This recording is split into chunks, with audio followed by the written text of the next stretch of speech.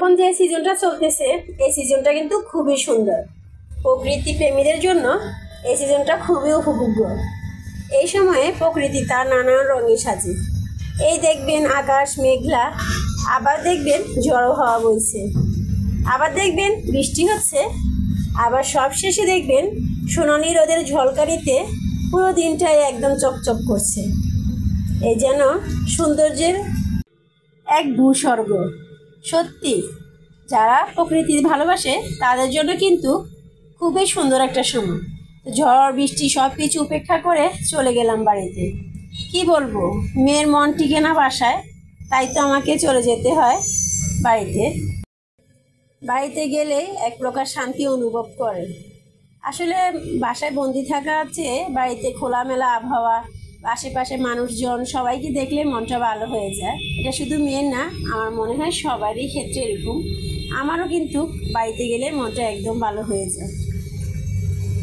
তো এই যে কাঁঠাল গাছে কাঁঠাল ছিল অনেকগুলো, তো আব্বা কিছু কাঁঠাল বিক্রি করে ফেলেছে, আর কিছু কাঁঠাল পড়ে পড়ে নষ্ট হয়ে গেছে, আর এখন নাই বললে চলে, 3-4টা কাঁঠাল আছে। আরেকটা জিনিস দেখাই, প্রায় 1 বছর হয়ে গিয়েছে এই 9 তারিখে আমার মৃত্যুবার্ষিকী। এই গাছটা আমার যখন স্টক করে 1 সপ্তাহ বাসায় ছিল, মানে মুমূর্ষ অবস্থায় ছিল, তখন এই মেহেদি ফুলের গাছটা আনা হয়েছিল। ওনাকে বিভিন্ন রকমের ঝাড়ফুঁক বা বিভিন্ন রকমের কিছু করা হয়েছে, তো তখন এই মেহেদি গাছটা মানে ঢাল আনা হয়েছিল। তো আমি এই মেহেদি ডালটা এনে এখানে রেখে মানে পুঁতে দিয়েছিলাম।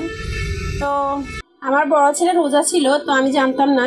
তারপরে ওকে খাবার দিয়ে এসেছি, তো ওই খাবার নিয়ে বাড়িতে চলে এসেছে।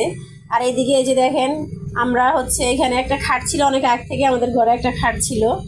তো এখানে আবার বাড়িতে আসলে একটু শোয়া বসার জন্য একটা তোষক নিয়ে এসেছি। আর কিছু খাতা ছিল পুরানো, আমার শাশুড়ির দেওয়া খাতাগুলো, তো এগুলো বিছিয়ে দিয়ে ছেলে মেয়েদেরকে এখানে শুয়ে রাখি। দেখি সামনের দিকে একটা বিছানা চাদর কিনবো আর কিছু বালিশের ব্যবস্থা করে এখানে নিয়ে আসবো।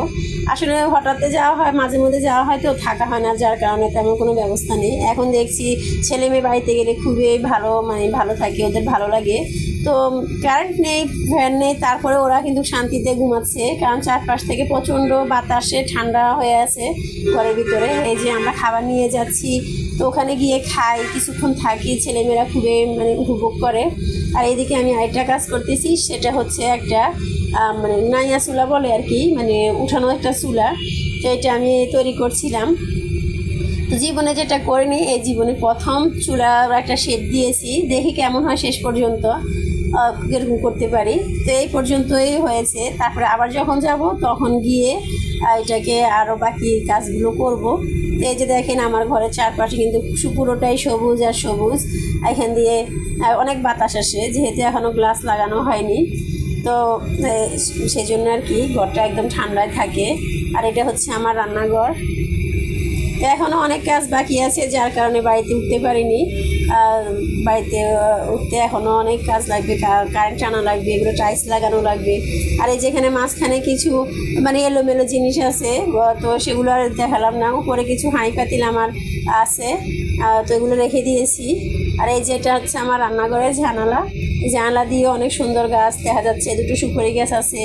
আর এই যে বাইরের আবহাওয়া পরিবেশগুলো খুব সুন্দর দেখা যাচ্ছে। আমি ওই বাইরে থেকে মানুষ দেখা যাবে সেজন্য আমার হাজব্যান্ড জানালা দিতে চাইনি, তো আমি এই জানালাটা বুদ্ধি করে একটু মাথার উপরে দিয়েছি, যাতে করে রান্না করার সময় কোনো মানুষ দেখা না যায়, অন্তত রান্নাঘরে যে হাওয়া বাতাস সেগুলো যেন চলে যায়। তারপরে চিন্তা করলাম যে একটু সাজনা পাতা নিয়ে নিই। পুরো বাড়িতে এলাকা জুড়ে অনেক সাজনা গাছ, কিন্তু সাজনা পাড়ার মতো, পাতা পাড়ার মতো সামর্থ্য আমাদের নেই। তো আমরা বাবির ঘরের পেছনে, আমার জায়ের ঘরের পেছনে যে ছোট ছোট সাজনা গাছ আছিল, তো সেখান থেকে কিছু সাজনা পাতা পাড়ছিলাম। এটা দিয়ে বড়া বানাবো, বা সাজনা পাতা বাজি খেতেও ভালো লাগে। আর এটা কিন্তু খেতে যতটা ভালো লাগে বা না লাগে, এটা কিন্তু শরীরের জন্য অনেক উপকারী। তো আমি ভাবলাম যে পুরো ডাঁট সহকারে না নিয়ে এই পাতাগুলোকে ছড়ে নিই। তো সেই জন্য পাতাগুলোকে ছড়ে একটা পলিথিনের ভিতর নিয়ে নিয়েছি, কারণ পুরো ডাঁট সহকারে নিয়ে আসতে গেলে কিন্তু ছড়া সহকারে নিয়ে আসতে অনেকটা ঝামেলা হবে, যেহেতু আমার আরও বাটি গুটি তারপরে আছে, ব্যাগ ট্যাগ আছে, সেগুলো নেওয়া, তারপরে সাথে আবার এগুলো অনেক ঝামেলা হবে। সেই জন্য আর কি এগুলো কিন্তু ওষুধি হিসেবে খুবই একটা উপকারী একটা জিনিস, ওষুধি হিসেবে। তো আমি এখানে নিয়ে নিয়েছি। এই যে এবার এগুলো আমি নিয়ে যাব বাসায়। এখন দেখছেন ছোট হয়ে গিয়েছে। আর যদি পুরো সহকারে নিয়ে আসতাম তাহলে কিন্তু অনেকগুলো, ডাল সহকারে নিয়ে আসলে অনেকটা জায়গা লাগতো বা অনেক ঝামেলা হতো। সেজন্য পাতাগুলোকে ছড়ে নিয়েছি। তো বাসায় আসলাম আমরা আসরের আজানের অনেকটাই পরে।